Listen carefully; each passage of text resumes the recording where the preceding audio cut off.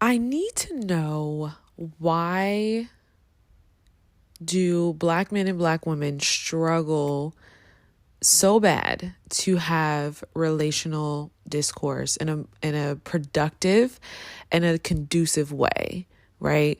Why is it's such a struggle for Black men and Black women who have grown up around other Black men and Black women who have been raised by Black men and Black women to acknowledge our relational and communal deficits, to acknowledge the stereotypes that are projected onto one another, to acknowledge the weightiness that we carry as Black people, just having the Black experience. Like, why is there such a huge gap in between the empathy that we fail to kind of have for one another, right? Like, why do we fail to be empathetic with one another, right? Why do we struggle to acknowledge one another's struggles, right, within American society, when we are in this together?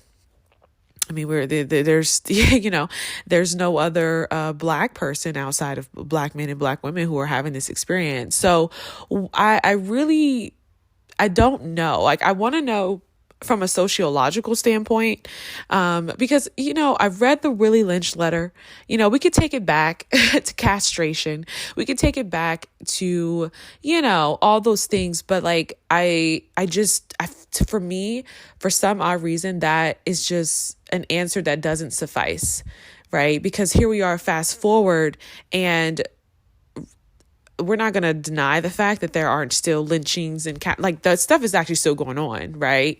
But we're also not going to ignore the fact that we have progressed quite a bit, quite a bit since then. And although racism and discrimination is still very systemic, we've made a lot of headway. So why are we still having the same hiccups? Why are we still struggling to kind of see one another and hold space for one another's struggles? You know what I mean? You can very easily grow up as a Black man and you could see your mother struggle. You can hear about the stories from your cousins and your sisters of the experiences that they're having, right? The negative experiences that they're having, whether that's with the system, whether that's in society, or whether that's in their relationships, right? Black women can very easily grow up around uncles, brothers, cousins, fathers, and see the struggle. Right. I think the first page of like the 1619 Project, Nicole Hannah Jones talks about how she's seen her father work his whole life and he had never achieved, the American dream, essentially. So it's like, how is it that we can be so progressive yet regressive in this one area? And it's when it comes to one another. And I spoke about this a little bit on TikTok. I talked about Donald Trump and and how white mediocrity, I talked about that too, how white mediocrity holds us all back, right, as a society. But I talked about how, racism and its prevalence within the white community, and within the minds of white Americans is not only regressive, but it's anti-intellectual, right? And I talked about how white Americans typically fuel anti-intellectualism, right? Because it's like they are the ones who are on the front lines of institutions and things like that. And you have Donald Trump here, right? Prime example, right?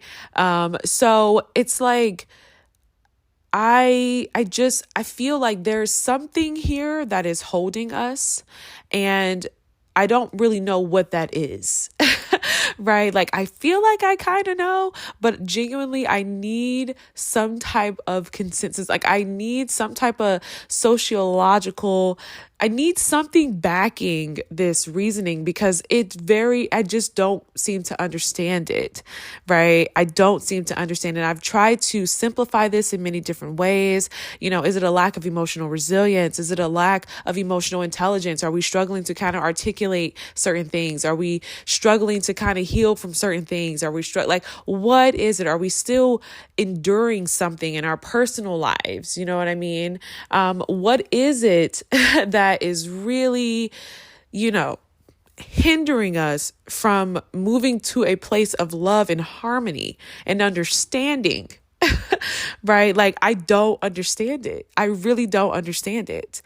It's almost like when you go to have conversations regarding Black people and our relationships, our romantic relationships, it's almost like a switch goes off and there's pride, there's ego, there's aggression, there's hostility, there's bitterness. There's so many things that come up, and I don't understand why we seem to lose our footing regarding this one aspect of our lives. It's like there becomes this thing where there's this battle and there's pride, and you have people who are seeking to tear down one another. You'll see this very, very often, in kind of like all these different modern platforms, whether it's dating platforms, whether it's podcasts, whatever the case may be. It's like there is a continuous and ongoing battle for power.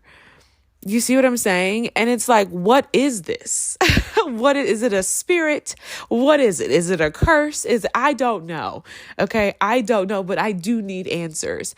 And what's really unfortunate is like, I need ample amount of research to be able to kind of conclude on this and be able to have insight in regards to this, because it is something that is, it's so repulsive, and it's something that is still ongoing to this day. And I don't understand why.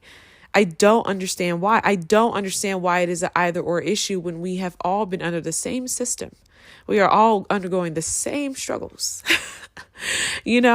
And it's like this, like I said, this inability to empathize. Is it a lack of self-love? You know what I mean? I just think that everything that I'm throwing out is a little too simplistic to describe what is going on here and what has been persistent in this area. It is incredibly unhealthy. It is incredibly destructive, right? And there is something here. I don't know what it is, but there is something here that is really preventing the cart from moving forward. And we have to acknowledge that. Like I said, I can very easily look at white culture, and I can look at white Americans, and I can say the thing that's really hindering our progress as Americans, in totality, is obviously the fallacies of white supremacy, but it's also racism. Right? Like, we can clearly see where there is a consistent pattern in a psychology within a group of people and how it holds us all back. Okay. And how it directly impacts us from moving forward and making progress. But when it just comes to this relational dynamic thing, I'm really struggling with connecting the dots. I'm really struggling here. I don't quite understand it. I can't seem to put my finger on it. Okay. So I genuinely need to know, what is it that is holding us back? I don't need any scientific, anything that's just outlandish. I need experience and I need experience. That's actually what I'm like. I need the truth. Okay. Like, what is it? Because it just doesn't make any sense to me today. I quite literally don't understand it. What is the thing, that is holding us back? Because of everything that has been presented, I would have to disagree. I have to disagree with a lot of things, and I just think that what has been a solution for far too long, and the commonality here, is Black women essentially bending over backwards to kind of figure that out and, fit the mold and say, well, maybe if we don't wear the wigs and if we don't wear the weaves and if we, follow into religion. And we know sometimes religion has that tendency to kind of prey on women, but pray for men, right? Like, what is the solution here? Because that can't be the solution, right? So I just think we got to kind of take a look at this, and I really need answers. I'm doing the work. I understand the work that has been done on the psychology, within the psychology of Black men and Black women. But I just think that there's something here. There's something here that is not being addressed. We are failing to move forward in these ways, and I will never understand it.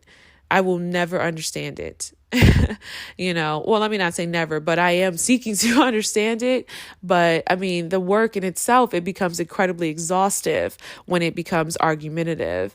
It becomes incredibly exhaustive when you have people who really take a very simplistic form, in mindset, and they go, well, it's because Black women, and it's like, this is so regressive and it is so elementary. You know what I mean? And I like to say rudimentary, because it's like there comes a certain point in time, at least if you're on my platform, where I'm holding you guys to a higher standard. Okay, over here we're thinkers. Okay, we're thinkers, we're doers. Okay, and humbly, we're kind of like some philosophers. Okay, we like to kind of think. We like to think. We don't like to just get on here and I don't welcome people to the platform who just got the Twitter fingers. You're emotionally reactive. You know what I mean? You're lashing out. Nobody's attacking you. Nobody's attacking you. Nobody's saying this is what it is. It's like, what we do is we look at community, we take patterns, we take psychology, we take ideologies, we take behaviors, okay? And we say, hey, this is something that's going on. Here's a problem. Let's prevent us. So let's bring about a sense of solution. Let's educate the people. Let's enlighten one another, okay? And I just think we've got some regression going on here, and it's been persistent for far too long. You're heterosexual. You want to be in partnership with one another. You know what I mean? Clearly, hey, this is what it is. This is what it's going to be. Might not be your first, ain't going to be your last. You know what I mean? So what are we doing? What are we really talking about? Right? Why are we struggling to get over this hump? This is not very conducive. Okay. This is not very productive. Okay. This is becoming incredibly harmful. This is becoming incredibly destructive. Okay, we got to get some answers here, because I just need to know what it is that is holding us back. It is incredibly regressive. Okay, we will never be able to move forward if this is the type of attitude, this is the type of dynamic. Okay, most people don't deal with it, and I completely understand it. Most people go on with their lives. They get married, they're happy. Hey. Right? Not my monkey, not my circus. Completely understand. Right? Completely understand. And let me not, it was a bad reference, all things considered, right? I didn't mean it to offend anybody in any way, right? That's not what I meant. I'm just saying this is crazy. This is crazy. So comment below. What do you think? What do you think? And I need you to really think about this.